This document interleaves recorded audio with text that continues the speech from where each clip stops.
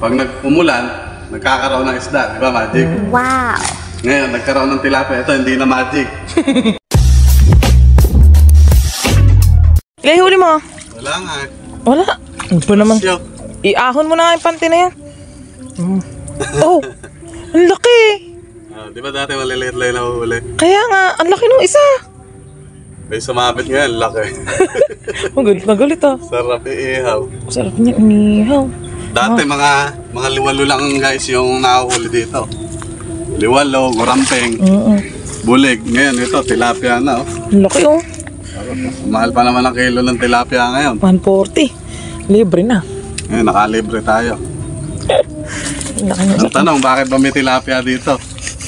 Kasi bumagyo nung nakaraan, di ba? Yes. Meron ditong fish pan na hinulugan nila ng tilapia. Ngayon, lumalim lahat ng tubig. Siguro kumalat na isda. Dati talagang wala naman kami nahuhuling ganitong tilapia. Panay bulig lang ano. Puro dalag o tsaka ano. Okay, yung hito. Guramping. Guramping. Siguro yung dito sa kabila, kila Kap, Randy. Wala na, naggala na yung isda. Kasi laganap na yung tubig dito. Kala mo bang ano, yung sa Pampanga? Dito naman, dito sa fish pan na, ano yung tawag dito? Bana. Bana, kung tawagin.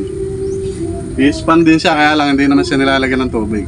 Hindi namin siya nilalagyan ng isda. Ayan, pag February, may isang pabalon, naiipon lahat ng isda doon sa kalang kakapain. Tawag doon, inborn fish.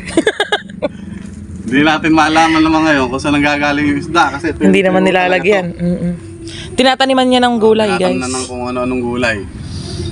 Pag nag-umulan, nagkakaroon ng isda, di ba, Magic? Ngayon, nagkaroon ng tilapia. Ito, hindi na Magic. Kasi dyan ang galing to, sa may kabila, inuhulugan nila ng tilapia. Sa malaking fish pan.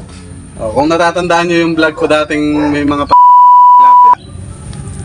Ito na yan, malalaki na. Ito. Bawal nga pala sabihin, na-dead sa tilapia.